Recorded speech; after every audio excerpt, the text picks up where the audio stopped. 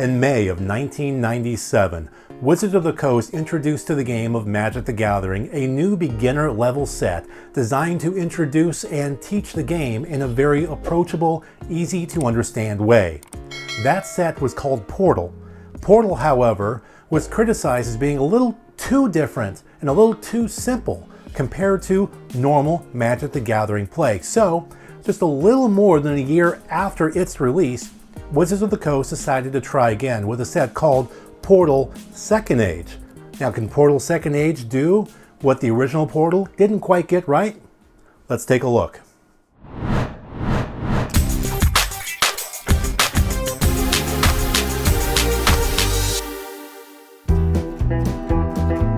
Released on June 24, 1998, the 165-card set Portal Second Age serves as the fixed follow-up to the beginner-level introductory Magic the Gathering set Portal, released just 13 months prior.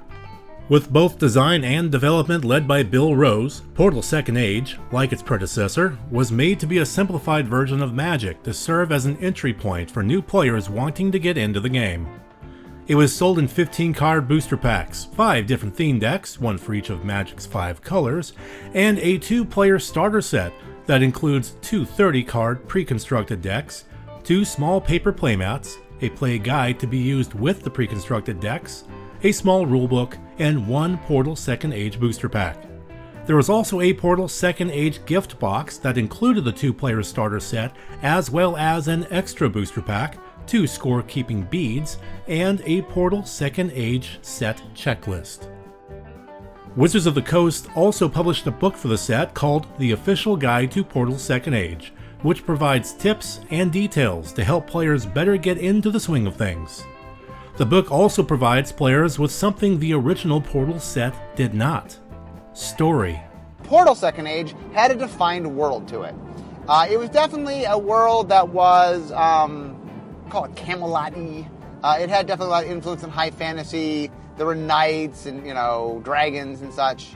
Okay, so it's more of just a bit of context about the setting and the civilizations associated with each color, but it's something. Here's what the book says. The Portal Second Age setting is Kalaman, an island to the south of the vast world of Dominaria. Kalaman's elves, goblins, and humans have long coexisted in relative harmony, or ignorance, of each other. But in the last 150 years, disagreements between the races have led to skirmishes, and those skirmishes may eventually lead to war.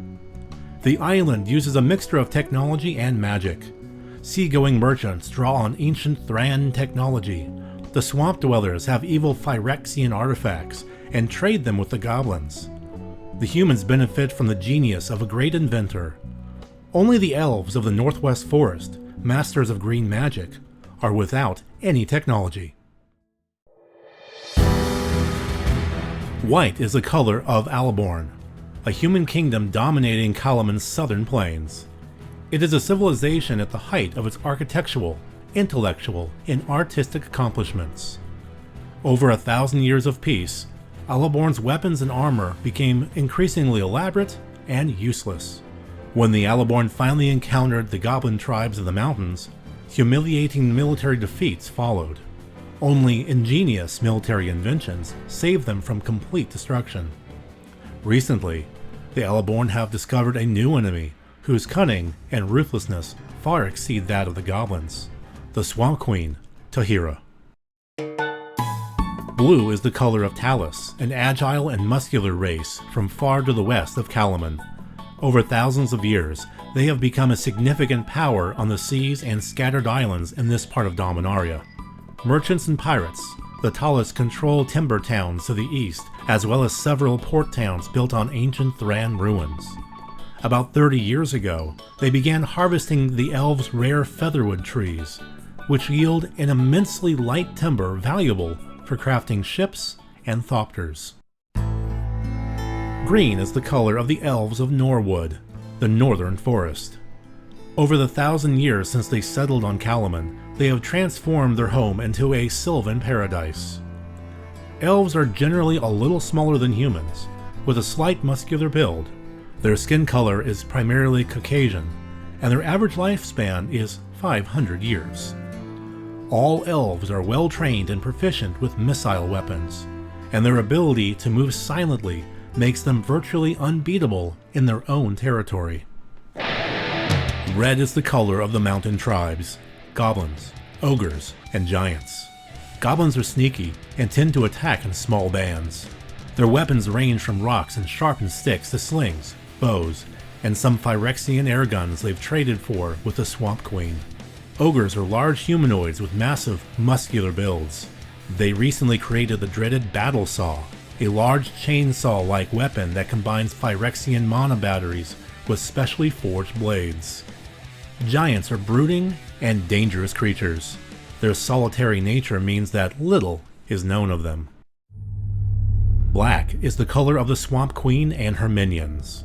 For centuries, the salt marsh at Kalaman's north end was uninhabited except for a few animals and semi-intelligent monsters. 10 years ago, this sorceress appeared in the ruins of the ancient Thran city there. Since then, she has grown in power, sending an increasing number of her forces out in search of artifacts and slaves. The Swamp Queen is served by Night Stalkers, magically created black mana creatures. They ride large mechanical beasts, whose spread feet allows them to easily loop through the uneven swamp terrain. The stage is set for the forces of good and evil to march into battle. Now, in getting back to the nuts and bolts of Portal 2nd Age, the set, which again was supposed to be an improvement over the first Portal set, features the same simplified rules of its predecessor, including having no artifact or enchantment cards. It also features the same sword and shield icons next to a creature's power and toughness, as well as having rules text in boldface type and separating it from a card's flavor text by means of a horizontal line. Also, the set, like Portal before it, has no instants, only sorceries, and that includes those that can be played at instant speed, which was a complaint about the first set, as it makes things awkward when transitioning from the beginner level set to full-fledged Magic the Gathering play. Since printing though, these sorcery spells at instant speed have been errated to be simply instants. But not everything between Portal and Portal 2nd Age remained the same.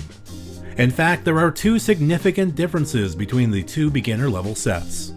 For one, Portal 2nd Age uses the proper Magic terminology of library, graveyard, and blocking, rather than the terms deck, discard pile, and intercept, as in the original Portal set. Second, creature cards in Portal 2nd Age have creature types. While in Portal, creature cards simply said, summon creature, cards in Portal 2nd Age say creature, followed by that creature's type.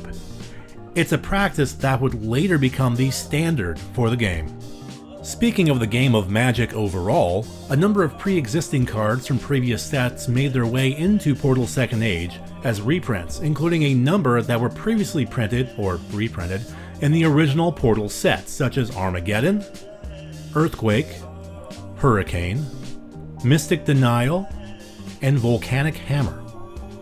There were also 9 reprints included from other sets that were not included in the original Portal, such as, for example, Air Elemental, last seen in 5th edition, Coercion, last seen in Tempest, Hidden Horror from Weatherlight, and most notably, Relentless Assault, last seen in Visions.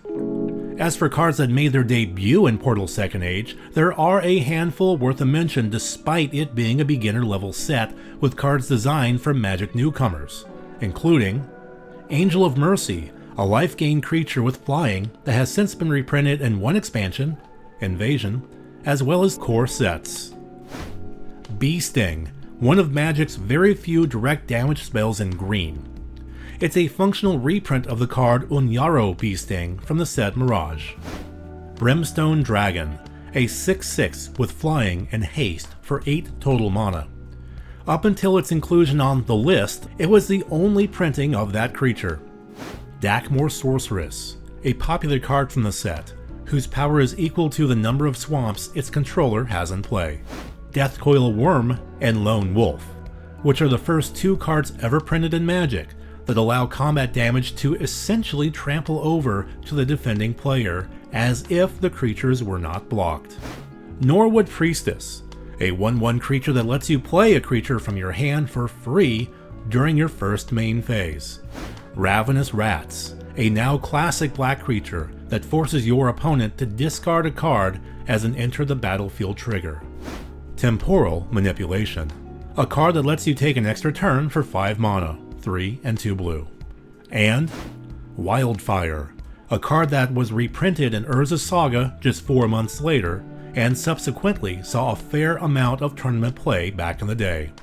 Like Portal before it, none of the cards original to Portal 2nd Age were allowed in sanctioned play of any kind, until Wizards of the Coast decided to finally include them in Eternal formats in late October 2005. And there's something fairly unique to the card art in Portal 2nd Age that you may or may not have noticed by now.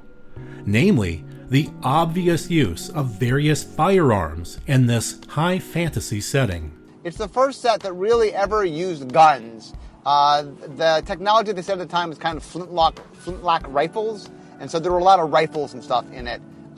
We tend to shy away from guns in Magic, 2 main reasons. One is that we try to keep a technology, in order to feel like fantasy, we try to go back far enough technologically that if you get too modern, it starts feeling more science fiction and less fantasy. So we tend to shy away from, I use more modern technology in quotes in that, we go back a couple centuries. The second thing is that in our game, magic is very much the weapon of choice, that our planeswalkers are dueling with magic. And having weapons that are too powerful, especially range weapons, like a gun, it's like, well, why would I fight with magic if I can just shoot him with my gun? And so we tend to steer away from guns. But if you like guns, Portal 2nd Age is your set, because it's one of the few Magic sets.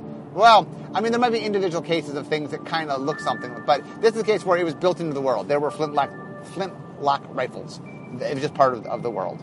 So what are your thoughts on Portal 2nd Age? Were you one of the folks who used it to learn how to play the game of Magic the Gathering? Let us know your thoughts in the comments section. Also, please remember to like this video, hit that subscribe button, and toss a buck in our Patreon tip jar to support more videos like this one. Thank you for watching.